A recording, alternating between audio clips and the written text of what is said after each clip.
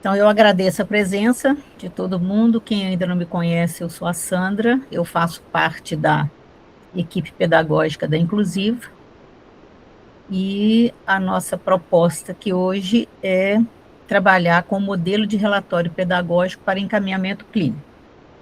Muitas vezes a escola, ela encaminha estudantes, né, para psicólogo, TO, fono, e é importante que a gente pense primeiro para quem a gente está encaminhando.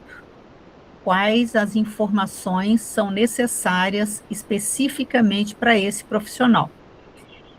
Mas a gente precisa pensar também que quanto mais completo estiver esse relatório, menos chances a gente ter orientação que a gente já sabe, né, acontece. Então, aquelas orientações de, você precisa estender o tempo, precisa construir um currículo específico para o aluno, você precisa de um auxiliar. Então, para evitar que a gente receba informações, né, de coisas que a gente já sabe, que aí perde tempo, né? É importante que esse relatório esteja o mais completo possível, tá? Então, aqui eu coloquei, assim, muita coisa, e é importante que vocês, né, na hora de redigir, vocês façam isso da maneira mais prática possível, evitando rodeios, né, evitando coisas desnecessárias, tá? Então, vamos lá. Então, a primeira questão aqui é a identificação do estudante. Então, aquela identificação normal, né? Nome do estudante, data de nascimento, idade, filiação, ano escolar, escola, nome da professora regente, se possui algum atendimento educacional, né, especializado, se ele frequenta a sala de recursos, se ele tem auxiliar de inclusão ou professor de apoio. Então, é importante ter essa informação aqui. E aqui, até agora, quando eu estou falando, tá vendo? A gente faz os negócios e na hora que a gente está fazendo, a gente não pensa e depois a gente pensa, né? Então, aqui é importante acrescentar qual, tá? Depois, antes de enviar para vocês, eu vou acrescentar ali, né? Possui atendimento, mas qual? É professor de apoio? Ter professor de apoio é uma coisa, ter auxiliar de inclusão é outra coisa. Ter só o atendimento, só a sala de recursos é uma coisa, ter sala de recursos e professor de apoio é outra. Aqui eu coloquei uma coisa, gente, que é muito importante, principalmente para encaminhamento da psicologia, para a psicologia. Responsável pelo estudante. Uma coisa é a filiação, outra coisa é o responsável pelo estudante. Muitas vezes o responsável pelo estudante não é pai nem mãe, né? Isso é muito comum atualmente, né? Às vezes a avó é a que mais aparece, né? Então é importante para a psicologia saber dessas relações. Quer dizer, por que não a mãe? Por que não o pai? Por que uma avó? Né? Qual a necessidade dessa, desse representante aí não ser o pai ou a mãe? Isso é mais importante do que a gente pode imaginar. E hoje em dia a avó tem assumido, né, esses papéis aí. Bom, objetivo do relatório, quer dizer, o motivo do encaminhamento. Por que que a escola está encaminhando esse estudante? Então, a gente precisa apresentar informações referentes ao desenvolvimento, à aprendizagem, ao comportamento e à participação do estudante no contexto escolar. Então, para que esse relatório esteja completo, né, eu preciso descrever essas 4 coisas, né? A aprendizagem, desenvolvimento, comportamento e participação. E aí eu vou ver como que se esse estudante ele está dentro daquilo que se espera para a sua idade. Uma coisa é a gente fazer um relatório para uma criança de 3 anos de idade, que ainda não interage com os companheiros, que ainda é esperado para uma criança de 3 anos. Outra coisa é você falar que uma criança de 8 anos não interage. Então, é importante a gente estar descrevendo isso, né? E subsidiando a avaliação e o planejamento de atendimentos pelos professores da saúde. Então, isso aqui é para que os profissionais da saúde tenham uma visão geral desse estudante. Essas informações, a grande maioria das vezes, a gente vai encontrar onde? Principalmente no PDI do estudante. Então, PDI, ele é um documento extremamente importante nesse quesito aí. Então, no motivo, né, do encaminhamento, aqui é um espaço para resumir brevemente por que a escola está buscando o olhar da saúde nesse momento. Então, aqui a escola vai colocar, né, suspeita de atraso no desenvolvimento, piora acentuada no comportamento, estagnação no processo de alfabetização, questões sensoriais ou motoras que impactam a aprendizagem, o quê? Né? Por que a escola está percebendo nesse estudante um desenvolvimento atípico?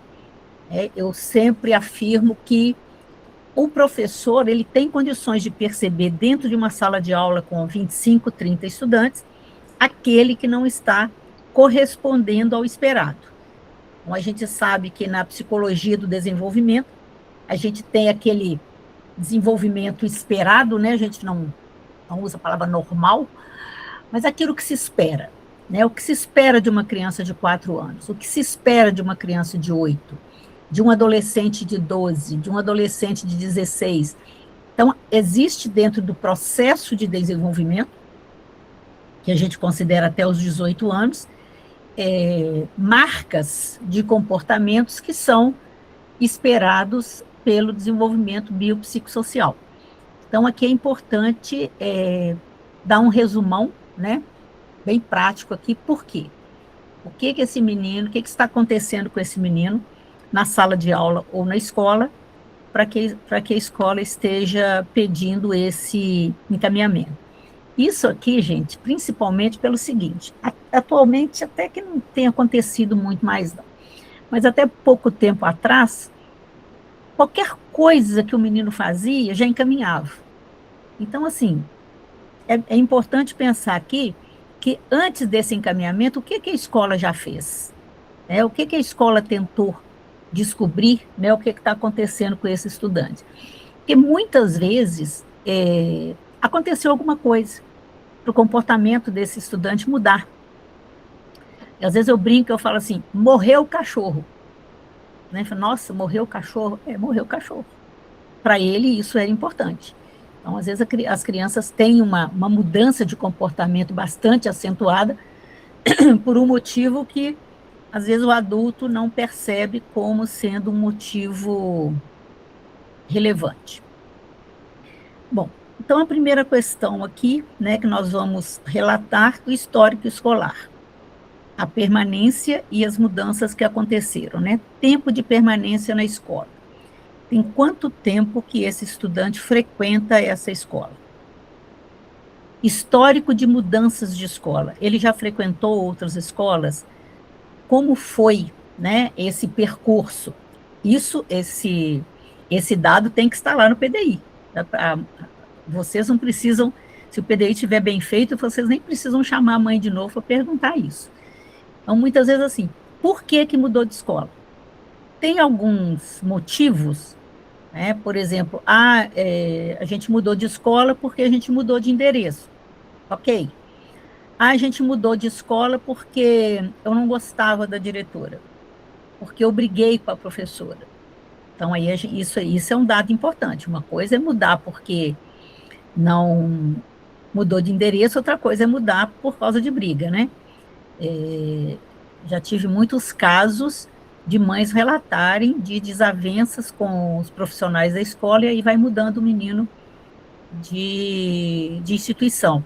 E isso é muito sério, né? Como que essa escola, como que esse menino está absorvendo isso, né?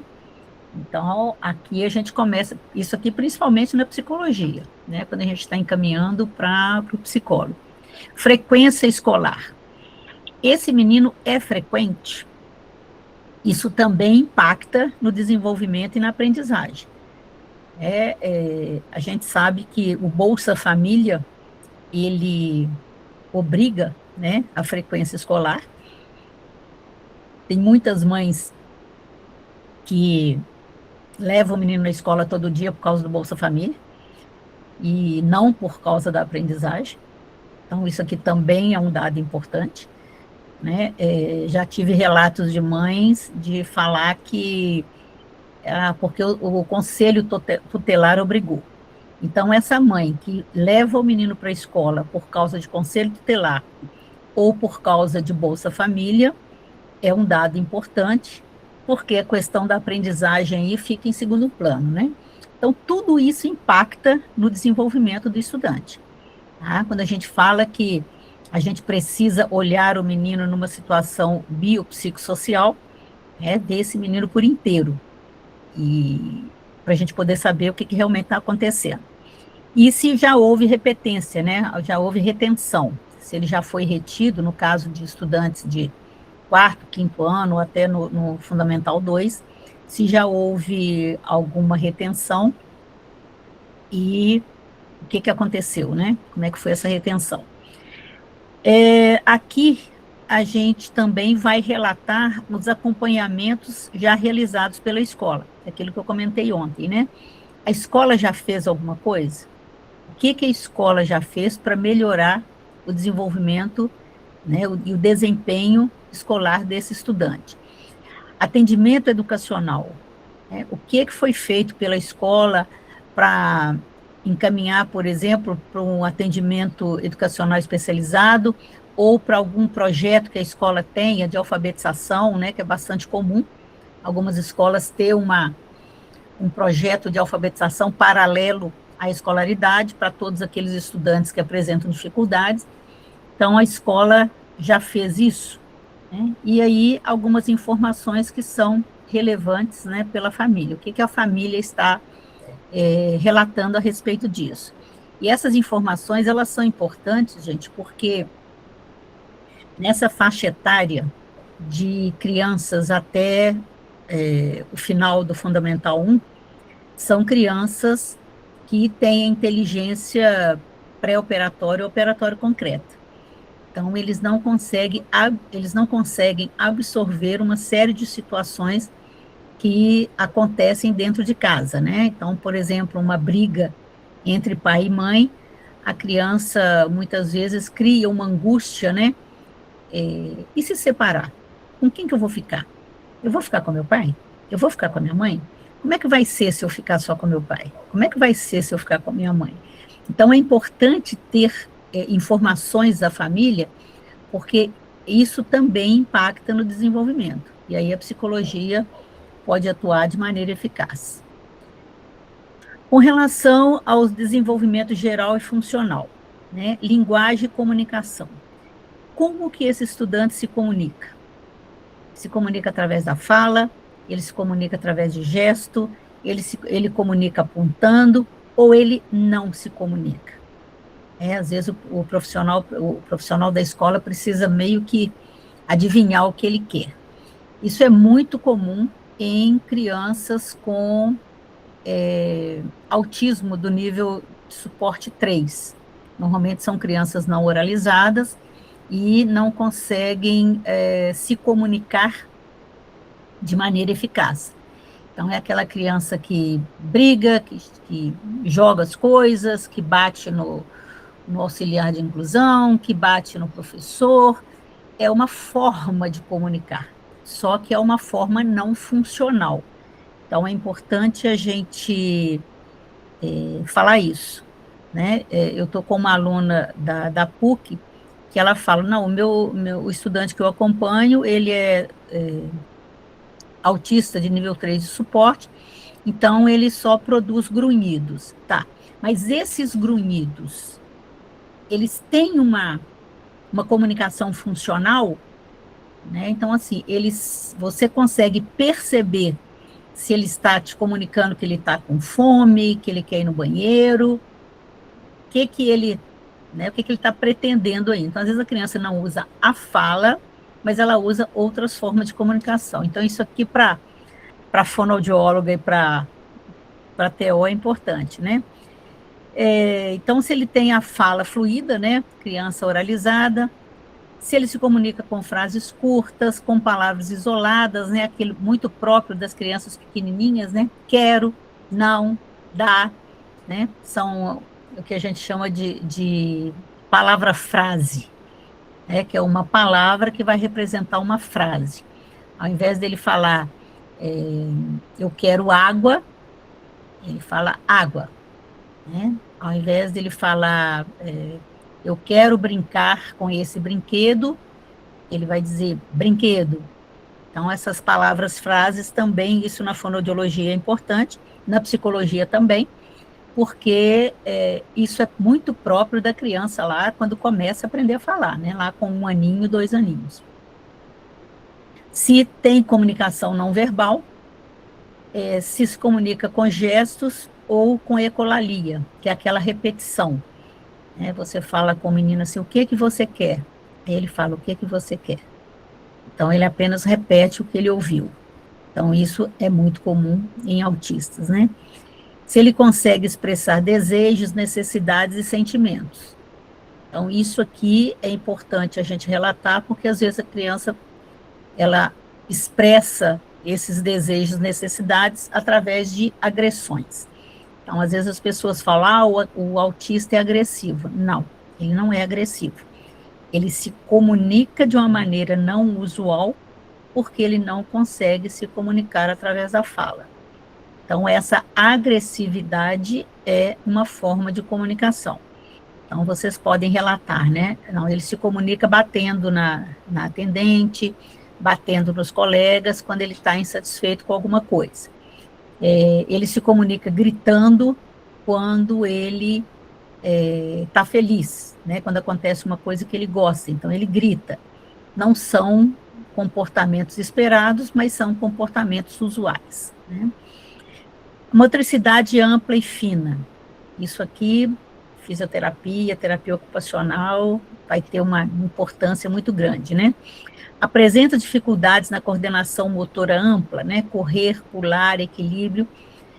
É muito comum em crianças com autismo, principalmente nível 3 de suporte, e crianças com deficiência intelectual mais grave, ter uma dificuldade nessa coordenação ampla, né?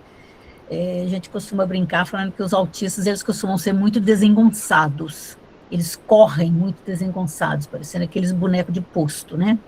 Então, isso é importante relatar. E na coordenação fina, apreensão do lápis, uso da tesoura, alinhavo, ele sabe fazer isso, ele consegue fazer. Ou, por exemplo, quando uma criança de 3 anos, ela pega no lápis com a mão inteira e rabisca, né, com a mão inteira. Isso é próprio de uma criança de 3 anos, de 4 anos, mas isso não é próprio de uma criança, por exemplo, de 7 anos, de 8 anos. Então, isso aí é importante, né, porque a terapia ocupacional faz um trabalho bacana nisso aí. Demonstra cansaço muscular rápido ao escrever. Criança que normalmente, quando vai copiar do quadro, copia 1 ou 2 frases e já não consegue mais. Então, isso também, essa fraqueza muscular, ela é importante ser relatada. Autonomia e rotina. Realiza atividades de vida diária de forma independente na escola, né? Ir no banheiro, alimentar-se na hora do recreio, organizar os próprios materiais. Como é que é isso? Ele vai ao banheiro sozinho, ele consegue se limpar, ele consegue lavar a mão, ou não? Ou ele usa fralda, por exemplo. Então, ele não tem uso de banheiro, ou para ir ao banheiro ele precisa de uma assistência, porque senão ele se suja, e ele não dá conta, não é independente, né? A questão da alimentação. Aqui a gente tem que ficar atento, porque na escola onde eu trabalhei, às vezes as auxiliares de serviços gerais dava comida na boca dos meninos para poder andar rápido. Então, elas precisavam que a cantina estivesse liberada rápido, então elas costumavam dar comida na boca. Então, às vezes eu chegava na cantina e falei, gente, por que esse menino está recebendo comida na boca? Então, ele não consegue levar a colher à boca, ou é uma questão externa aí, né? Isso é muito comum em mães também fazerem isso. Então, essa alimentação, né, é uma alimentação independente, e se é dependente, a gente tem que saber por que que é dependente. Se existe alguma questão motora ou alguma questão afetiva interferindo. Essa questão de organizar os próprios materiais, gente, isso a professora tem que insistir bastante com os estudantes, né, na hora de guardar os lápis, colocar o lápis dentro da mochila, guardar o caderno. Isso além da questão da autonomia, desenvolve a coordenação motora também. Precisa de mediação constante para iniciar ou mudar de atividade. Tive um caso de um rapaz de 16 anos, autista nível 1, extremamente inteligente, ele era autodidata em programação de computador, e ele tinha um assistente que fazia técnico, ele tinha um assistente só para falar para ele que a aula mudou. Então, para ele assim, fulano, agora é a aula disso, você precisa pegar o caderno dessa matéria. Por quê? Porque cada mudança de professor, ele pegava o computador e ali, assim, aquela foco, né? O foco dele era o computador. Então, ele pegava o computador e ficava ali, não via mais nada, não escutava mais nada. Então, essa mediadora era praticamente só para isso. Então, uma coisa assim que a gente acha, nossa, né? Um rapaz extremamente inteligente, mas ele precisava disso. Então, essa mediação é importante a gente dizer qual é, né? E os aspectos sensoriais, que são muito comuns nas pessoas com autismo, né? Demonstra incômodo acentuado com estímulos sonoros, né? Sirene, barulho na sala, visuais, né? Luzes ou táteis, textura de tinta, massinha, toque físico, busca estimulação sensorial constante, balançar o corpo, correr em círculo. Isso aqui, aí eu volto na questão assim, a escola já fez alguma coisa para isso? Então, a criança tem sensibilidade auditiva, então a sirene da escola, ele entra em crise. Então, a escola já substituiu a sirene por uma outra forma de marcar a mudança, né, dos horários na escola. Odor, né? Às vezes a criança, ela se desregula por a sala de aula é muito próxima da cozinha. Então, já foi feita alguma coisa, mudança dessa sala de aula de lugar, né? Esse menino estar numa sala longe da cozinha, para que ele não desregule, porque é muito cômodo, né? Ele se desregula com os sons altos. Tá, eu sei disso, mas o que eu já fiz para evitar isso? Isso não adianta, o técnico lá, o profissional da saúde, não vai dar conta disso, né? Se é uma coisa persistente e precisa ser tomada decisão a respeito. Os aspectos pedagógicos cognitivos ainda, né? Atenção e concentração. Quanto tempo ele consegue manter o foco em uma atividade direcionada? Isso é importante e até importante saber o que a professora já fez com relação a isso. Ela sabe que ele mantém atenção por 10 minutos, então é importante relatar, né? Ele consegue manter a atenção por 10 minutos, por isso a professora dá atividades segmentadas que durem menos de 10 minutos. Então, é uma forma assim, você está relatando isso para o profissional da saúde, mas você já está colocando alguma coisa que você já fez, né? Porque senão, se você coloca isso, né? Ele mantém a atenção por apenas 10 minutos. Aí o profissional vai responder para vocês, né? Então, dê atividades que durem menos de 10 minutos. Para evitar esse tipo de orientação que a escola já sabe, que a escola já faz, então é importante relatar o que a escola já está fazendo. Se ele distrai com facilidade, né, com estímulos ambientais, isso é comum no TDAH, né, muito comum. Se necessita de comandos verbais individualizados para retomar o foco, isso também é comum, principalmente com criança quando tem déficit de atenção. Então, assim, vocês estão fazendo alguma coisa para isso? Fulano, vamos terminar a atividade? Fulano, vamos terminar de copiar a atividade? Então, é importante não só relatar a dificuldade do aluno, mas se a escola já está fazendo alguma coisa a esse respeito, né? Memória e processamento. né? Se ele demonstra facilidade ou dificuldade em reter instruções curtas e comandos sequenciais, né? Quando a professora fala, abre o caderno e pegue o lápis vermelho. São duas ordens. Ele consegue atender essas duas ordens? Ou a professora tem que falar, fulano, abre o caderno. Aí ele abre o caderno. Agora pega o lápis. Então é importante relatar aqui, né, que ele tem dificuldade, então a professora não dá duas ordens ao mesmo tempo, né, que ele tem dificuldade com duas ordens ou com três ordens. Fulano, pega o caderno da mochila, abra o caderno e pega o lápis, são três ordens. Então, como que ele lida com isso, né? Raciocínio e resolução de problemas, como ele lida com os desafios lógicos ou matemáticos proporcionais à sua faixa etária, né? Compreende relações de causa e efeito. Então, como é que ele lida com os conhecimentos matemáticos aqui e quais os problemas que ele apresenta, né? E desempenho acadêmico atual. E aqui a gente vai relatar. Leitura e escrita. Qual hipótese de escrita e de leitura que ele se encontra? Ele é pré-silábico, ele é silábico, ele é silábico alfabético? Porque aí, dependendo da idade do estudante, o profissional vai perceber que ele está em processo de alfabetização. Então, se eu coloco, por exemplo, uma criança de 9 anos que ainda está no pré-silábico, então a distância é muito grande.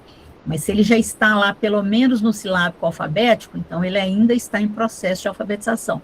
Então, essa informação, ela é importante quando eu estou encaminhando, principalmente para fonoaudiólogo e para psicopedagogo. Então, eu vou descrever aqui, né, reconhecimento de letras, consciência fonológica, decodificação, fluência, compreensão leitora, interesses por leitura. Então, eu vou descrever. Quanto mais detalhado essas descrições, melhor. Tá? Porque o profissional que vai ler isso não conhece o aluno e não está junto de vocês, né? Aqui, o que é preciso observar? Escrita espontânea, cópia, ditada, organização no papel, ortografia, produção de texto, legibilidade, velocidade de escrita. É claro que, se eu falo, por exemplo, que é um aluno pré-silábico, eu não vou falar de ortografia. Óbvio, né? Eu só vou falar de ortografia se o aluno, ele já é alfabético. Então, tem certo, a gente coloca tudo aqui, né, mas eu não estou sabendo de qual aluno que eu estou falando. Então, se você coloca, por exemplo, reconhecimento de letras, ele não reconhece letras. Então, você não vai falar de ortografia, você não vai falar de produção de texto, você não vai falar de legibilidade, você não vai falar de velocidade de escrita, ok? Então, isso, assim, são informações genéricas e a gente precisa saber o que o aluno faz, porque senão fica muito naquilo de não faz isso, não faz isso, não faz isso. Vamos evitar essas descrições negativas, né? Na matemática, reconhece numerais, associa quantidade, realiza operações básicas, né, com ou sem suporte concreto. Então, aqui nós vamos descrever, né? Ele sabe fazer contagem, entende o sistema de numeração, resolução de problemas, né? Como ele resolve problemas. Aqui, resolução de problemas, gente, eu sempre fico atento a isso, porque uma coisa é você dar um problema para o aluno. A Maria foi à feira e comprou 3 bananas e 4 laranjas, quantas frutas ela comprou? Isso não é problema. Isso eu tenho que fazer uma operação matemática, né? Problema é um desafio. O que eu preciso fazer para resolver determinada situação? E problema, muitas vezes, tem várias soluções, porque comprou 3 laranjas e 4 bananas, só tem uma solução, é fazer operação matemática e a resposta é 7. Então, a gente tem que saber, assim, o que eu estou chamando de resolução de problemas, né? Raciocínio lógico e noções de tempo, espaço e medidas. Noção de tempo e espaço comprometido é muito comum em crianças com deficiência intelectual. Então, na aprendizagem geral, o que eu preciso informar, né? Facilidade para aprender novos conteúdos, necessidade de repetição, ritmo de aprendizagem, generalização do conhecimento, que é uma dificuldade da pessoa com deficiência intelectual. Eles não generalizam, né? Às vezes eles aprendem uma coisa num contexto e é só naquele contexto que ele consegue responder. Necessidade de mediação constante, autonomia na realização das atividades. Aqui também tem coisas contrárias, né? Se ele necessita de mediação constante, ele não tem autonomia. Então, eu não vou colocar, né? Aí ele necessita de mediação constante porque não tem autonomia. Óbvio, né? Então, tem certas coisas que a gente precisa, na hora de relatar, saber como que a gente vai escrever isso, né? Aspectos comportamentais sociais, né? Na sala de aula e no pátio. Como que é a interação desse estudante? Ele se relaciona com seus pares, né, com seus colegas de turma e com outras crianças da escola. Ele procura crianças para brincar, prefere o isolamento ou interage de forma invasiva. Iniciativa para brincar ou conversar. Como que ele reage à presença de comandos de adultos. Como que ele se relaciona com os adultos. Como que ele resolve conflitos. Se ele faz contato visual. Se ele compreende regras sociais. Aqui eu abordo praticamente tudo na interação, né? Comportamentos invariáveis ou autoestimulatórios. Apresenta movimentos repetitivos, apego excessivo a rotinas rígidas ou interesse restrito por temas específicos. Esses comportamentos aqui, gente, eles vão ser importantes para fechar, né? Por exemplo, no caso do neurologista, para fechar um diagnóstico, por exemplo, de autismo, né? Então, se eu faço isso aqui detalhado, eu consigo ter um diagnóstico mais assertivo. Ainda nos aspectos comportamentais, regulação emocional e tolerância à frustração. Persistência diante de desafio, isso aqui é uma persistência, está dentro das funções executivas, né, que os autistas têm dificuldade. Como ele reage quando ele erra, quando ele perde um jogo ou ouve um não. Né? Então, aquelas crianças com comportamento desafiador opositor, né, eles fazem muito isso. Apresenta crises de choro, agressividade, auto e heteroagressividade, né, se ele agride a si mesmo, agride os outros, isolamento ou recusa pedagógica e capacidade de esperar. Como que é isso, né? A escola tem um objetivo, gente, de fazer com que os estudantes sejam o mais independentes e autônomos possível. Então, aqui é importante trabalhar essa tolerância à frustração, né? E jogos, o que a gente orienta é que quando o professor for usar jogos, para ele evitar jogos de competência e usar jogos de sorte. Porque jogos de competência, aqueles meninos que têm menos competências vão perder sempre, né? Então, para evitar isso, a gente usa jogos de sorte, porque todo mundo pode ganhar. Engajamento nas atividades. Se ele demonstra interesse em participar das dinâmicas coletivas, né, rodinhas, projetos, educação física, ou necessita de incentivo e adaptação para aceitar participar. Compartilhamento de materiais, permanência em sala, atenção durante as atividades, organização dos materiais, cumprimento de regras. Ontem eu estava com a turma da pós-graduação da PUC, e uma professora relatou que tem uma professora regente que para o estudante fazer as atividades, ela leva, assim, um pacote de bala todo dia para dar para ele poder fazer. Não façam isso. Tá? Isso é totalmente inaceitável. Porque a gente fala que a gente dá reforço de alimento para animal, né? Quando o adestrador está adestrando um cachorro, tudo que o cachorro faz, né? Toda a obediência que ele faz, ele ganha um petisco, né? O cavalo ganha lá um torrão de açúcar. Eu até comentei uma vez, eu comentei com elas que eu conheci uma escola que tinha uma estudante com deficiência intelectual grave, E eles tinham o torrão de açúcar, igual do cavalo, né, para dar para ela quando ela fazia alguma coisa aceitável. Então, esse engajamento aqui é importante que a criança entenda por que tem que fazer e a professora criar atividades interessantes, né, e atividades que chamem a atenção.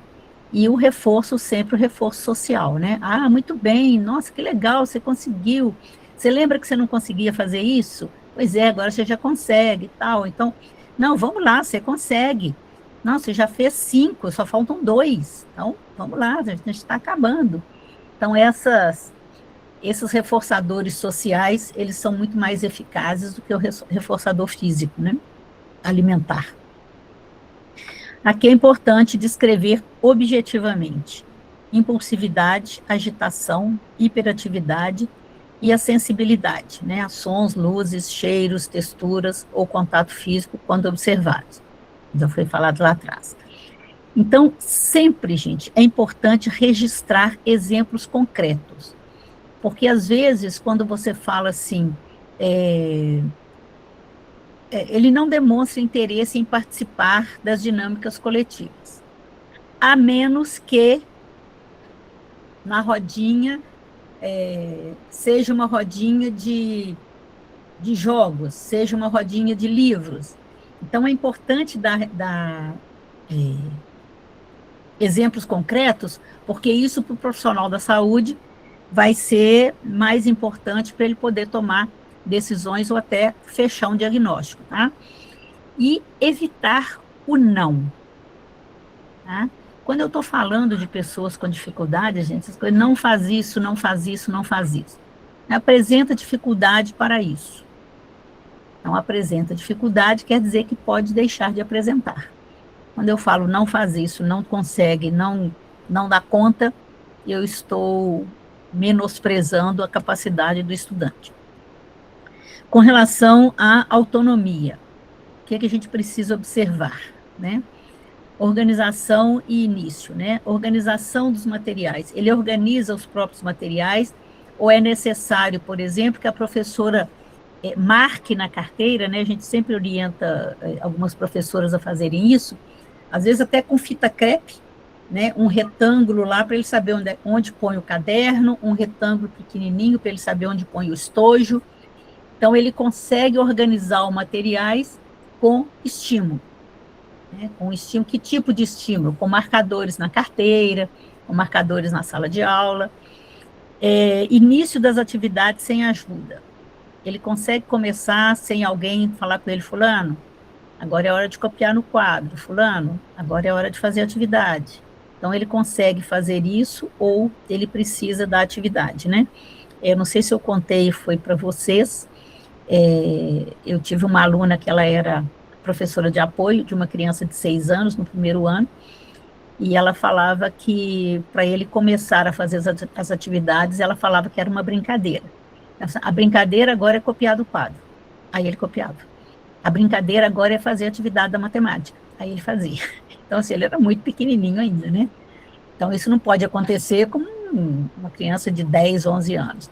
Mas com uma criança de 6, a gente ainda aceita isso, né? Solicitação de auxílio, quando necessário.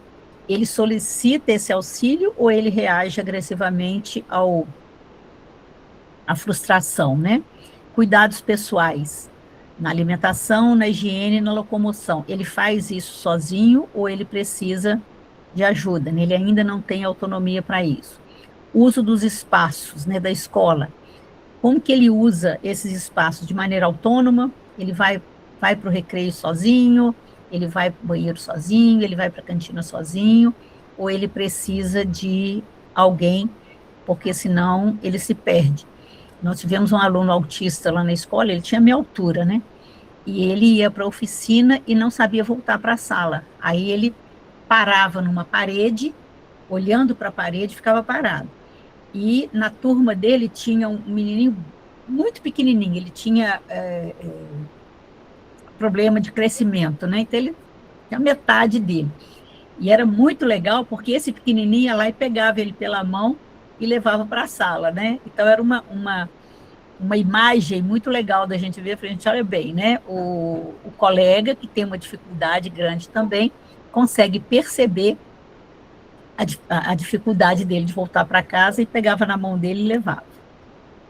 Adaptações pedagógicas já realizadas. Então, é importante vocês relatarem o que vocês já fizeram. Para evitar aquilo que eu falei, né? De vocês terem uma orientação ineficaz, né? Do profissional falar, façam isso. Gente, a gente já faz isso. Então, quando vocês relatam o que vocês já fizeram, o profissional da saúde vai entender que vocês já estão fazendo e ainda não está surtindo efeito. Então, vocês vão descrever aqui as estratégias utilizadas pela escola, né? Construção curricular. É construído um currículo específico para esse aluno? E aqui é importante a gente saber o que é construção curricular. O conteúdo é o mesmo, tá? É português para todo mundo, é geografia para todo mundo, é história para todo mundo. Mas o caminho a percorrer para que a criança atinja a aprendizagem é diferente. Então, o currículo é caminho a percorrer. Qual o caminho que a professora está construindo com esse estudante para que ele possa atingir os objetivos de aprendizagem? Atividades diferenciadas, uso de recursos visuais, rotinas estruturadas, apoio individual, tempo ampliado, recursos tecnológicos, mediação de colegas, comunicação alternativa, organização diferenciada na sala. Então, é importante dizer quais são os recursos, e aqui pode ser que vocês façam alguma outra coisa que não esteja relatada aí, o que vocês já fizeram para obter o bom desempenho desse estudante. E vocês vão dizer aqui quais foram os resultados observados. Então, a partir de atividades diferenciadas, percebemos que ele tem um progresso melhor.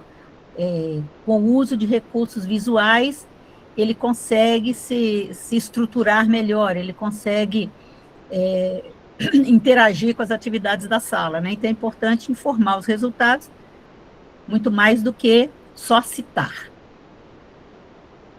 As potencialidades. A gente tem uma péssima mania, né, de falar o não. Não faz isso, não faz aquilo, como se o menino não tivesse nada de positivo.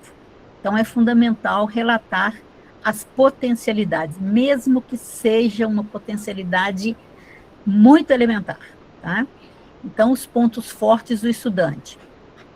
Na cognição, boa memória visual, excelente memória para assuntos, como facilidade em jogos e raciocínio, né? Então, assim, excelente memória para assuntos como qual? Né? Assuntos relativos aqui. Quando a gente está trabalhando animais, quando a gente fala sobre os dinossauros, quando a gente fala sobre os assuntos de seu interesse. Então, assim, ele não vai ter excelente memória para coisas que às vezes a escola quer que ele tenha, né? Mas ele apresenta boa memória. Nós tivemos um aluno lá na escola que, quando eu entrei para a escola, eles tinham o costume de dar café para ele. E não pode. Né? Isso a nutricionista da Secretaria de Educação proíbe que seja dado café para os alunos. Eles têm lá o lanche dele, orientado pelo nutricionista e tal. E aí eu proibi. Falei, gente, não dê café para ele, porque não pode. Aí uma vez ele falou, né? A Sandra proibiu de me dar café desde 2013. Aí eu fiquei pensando, gente, será que foi 2013, né? E assim, tinha uma grande possibilidade de ser. Por quê? Porque café para ele era uma coisa afetiva, era uma coisa que ele gostava. Então, quando eu proibi, isso ficou marcado. Né? Então, ele tem boa memória para assuntos relacionados afetivamente, né? Para assuntos que são de importância afetiva para ele. Né? Outras coisas ele não guarda, né? Interesse e criatividade, interesse por música, facilidade com tecnologia, criatividade, interesse por atividades práticas. Aqui citei algumas, mas assim, tudo, né? Tudo que ele já consegue fazer sozinho, né? Relações e autonomia, boa interação com adultos, persistência em tarefas de interesse, independência na alimentação e no uso do banheiro. Aqui, por exemplo, boa interação com adultos. Às vezes ele não tem boa interação com os colegas, mas ele tem com adultos. Então, isso é uma potencialidade, né? Principais dificuldades observadas. Então, é importante a gente falar, você vê que na ordem, né? Eu falo primeiro das potencialidades para depois falar das dificuldades. Então, é uma forma da gente mostrar que a gente está atento às potencialidades também, né? Então, descrever apenas dificuldades observáveis no ambiente escolar, evitando hipóteses diagnósticas, né? Como exemplo, dificuldade para manter a atenção, necessidade constante de mediação, dificuldades para compreender instruções complexas, lentidão na realização das tarefas, resistência a mudanças de rotina, dificuldade de interação social, baixa tolerância à frustração, dificuldades motoras durante as atividades. E aqui é importante, gente, por exemplo, se no relatório vocês vocês vão fazer o relatório desse jeito que eu estou colocando aqui, com títulos. Então, aqui eu vou falar das dificuldades. Se eu vou falar das dificuldades, eu não preciso colocar lá dificuldade para manter a atenção. Lá no título já está escrito que é dificuldade. Então, o que eu vou colocar aqui? Vou relatar, manter atenção. Essa é a dificuldade. Eu não preciso ficar repetindo essa palavra. Dificuldade disso, dificuldade disso, dificuldade disso. Porque eu fico reforçando muito a questão negativa. Então, aqui eu vou descrever as principais dificuldades que são observadas, tanto na sala de aula, quanto na escola de maneira geral. Recursos que favorecem o desempenho do estudante. O que a escola está fazendo para melhorar os resultados, né? O que funciona bem para ele? Então, por exemplo, o uso de rotina visual na mesa, não é rotina visual na parede. O uso da rotina visual na mesa favorece o desempenho. Então, ótimo. Então, aqui também a gente evita que o terapeuta ocupacional fale isso para a gente, né? A gente já está fazendo. Dar funções de ajudante da sala, que é muito comum as pessoas fazerem. Segmentar atividades longas em etapas menores, oferecer um espaço de autorregulação, que é aquele cantinho da calma, né? Então, quando a sala de aula tem o cantinho da calma, que seja uma almofada no canto da sala, para que a criança, quando ela se desregular, ela vai para lá e até ela conseguir voltar a um comportamento que possa interagir na sala de aula, né? O que não gera resultados ou intensifica as dificuldades. Chamadas de atenção em público, longos períodos de exposição à explicação puramente verbais, pressão por tempo. Então, aqui são alguns exemplos, né? Rotinas previsíveis. Então, o que favorece? As rotinas previsíveis, as instruções curtas. Isso para qualquer criança, gente. Criança nenhuma aguenta blá, blá, blá, não. É falar, eu falo que a frase é uma frase curta, ponto. Porque você vai ter que fazer isso, porque senão, amanhã, tal, não sei o quê, quando você crescer. Não, gente. Nem a gente aguenta isso, né? Apoio visual, que é um recurso que favorece, divisão das tarefas em etapas, reforço positivo, tempo adicional, ambiente com poucos estímulos, demonstração prática e uso de jogos e recursos concretos. Quando vocês... lembra que lá atrás, né, a pergunta era o que a escola já está fazendo. Aqui são os recursos que favorecem, que é mais ou menos a mesma coisa. E aqui vocês estão relatando o que vocês estão fazendo. Tá? Então, vocês já estão percebendo que isso aqui favorece a aprendizagem. E nas considerações finais, né, e dúvidas da equipe escolar. Apresentar um resumo das observações realizadas, ressaltando os principais aspectos do funcionamento do estudante no contexto escolar, as potencialidades identificadas, as dificuldades observadas e estratégias que favorecem sua participação. Aqui um resumão, tá? Então, aquele famoso assim, diante disso, né, percebemos isso, isso e isso. Aqui é um espaço para que a escola liste o que espera dessa parceria com a saúde. Então, isso aqui também é importante, né? Por que a gente está mandando esse relatório? Qual é o objetivo da escola? Então, vocês vão colocar, né? Gostaríamos de orientações sobre como manejar as crises de frustração em sala de aula. Desejamos compreender se as dificuldades da escrita estão ligadas a questões de processamento visual ou motor. Então, o que vocês esperam? Né? No caso, por exemplo, vamos supor que vocês estejam encaminhando o estudante para um neurologista, né, para um médico. Então, vocês podem colocar, né? A gente gostaria de saber se algum medicamento pode melhorar esse comportamento ou não é necessário, ou que tipo de intervenção a gente poderia fazer. Porque muitas vezes, né, a gente acha que é o remédio que vai salvar a pátria. E eu sempre afirmo, a gente não pode achar que todos os estudantes precisam de medicamento, mas a gente não pode achar que ninguém precisa. Né? Essa coisa de dizer que quando um profissional acha que o estudante precisa de medicamento, isso é uma forma de sustentar a indústria farmacêutica. Gente, isso não é verdade. Nós precisamos de muitos medicamentos, né, para a gente se autorregular. Você imagina, por exemplo, quando vocês vão trabalhar com enxaqueca. Tem condição. Então, precisa de um medicamento para você, né, se autorregular aí. Quando você vai trabalhar com cólica. Então, são coisas que interferem nas relações. Então, todos esses comportamentos, né, que interferem nas relações, eles são importantes serem vistos pelo profissional da saúde, porque muitas vezes a questão do medicamento é importante, tá?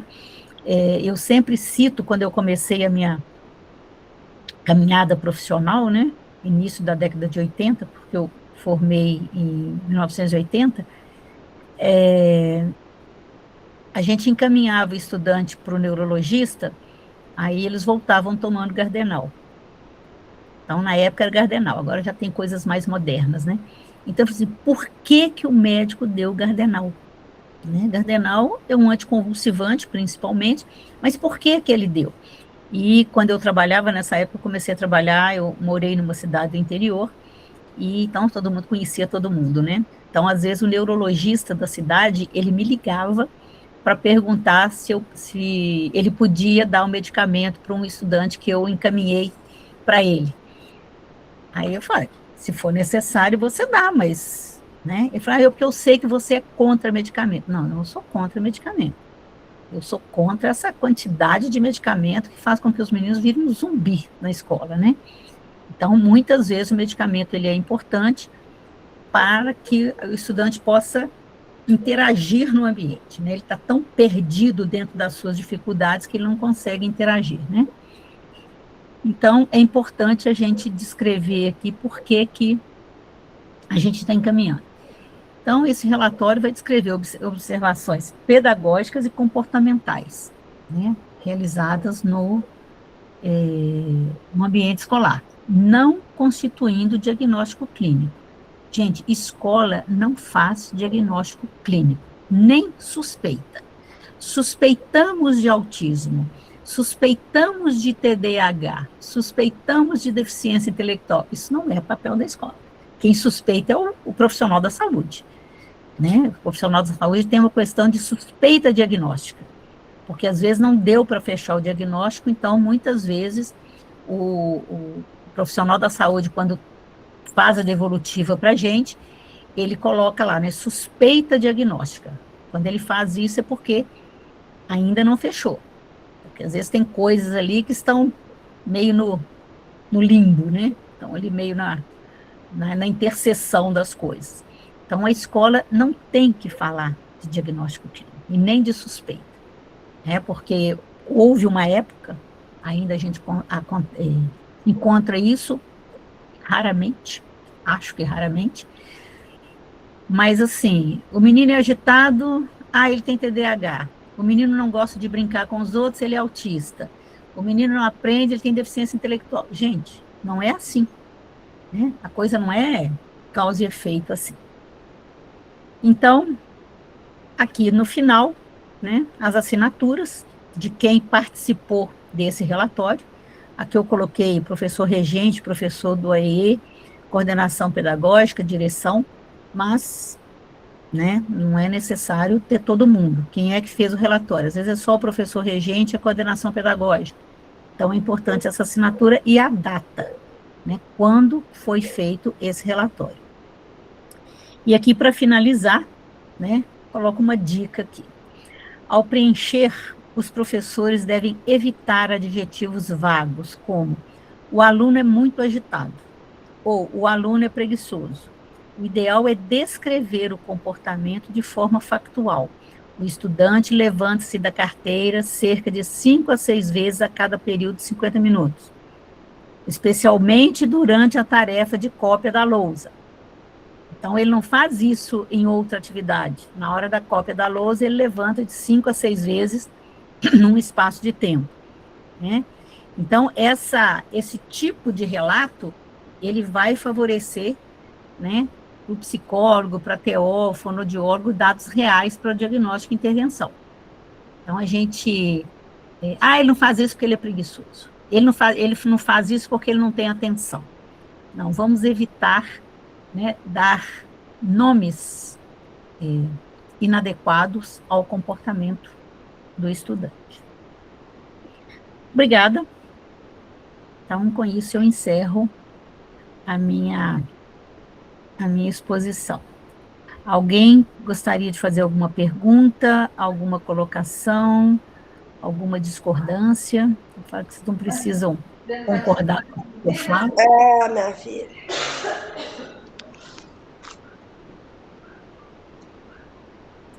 Fazer relatório, gente, não é simples, né? Não é uma tarefa corriqueira. Então, quando a gente tem essa orientação, na hora de fazer, a gente olha lá, deixa eu ver se eu lembrei de tudo, deixa eu ver se eu esqueci de alguma coisa, né? Porque às vezes na hora de fazer rapidamente a gente esquece. Nami, você levantou a mão?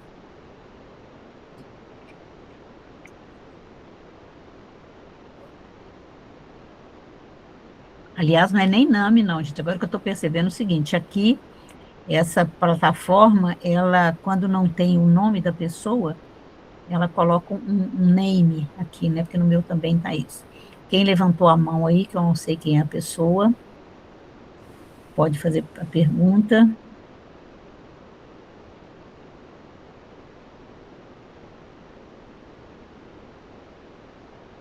Tem duas pessoas com a mão levantada. Uma é a Diana e a outra não dá para saber quem é, porque não tem o nome dela.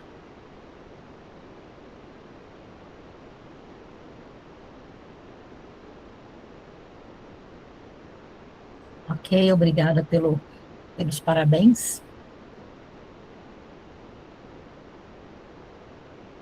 Se tiver alguma pergunta, nós temos 1 minutinho ainda, hein? 1 minuto é muito tempo.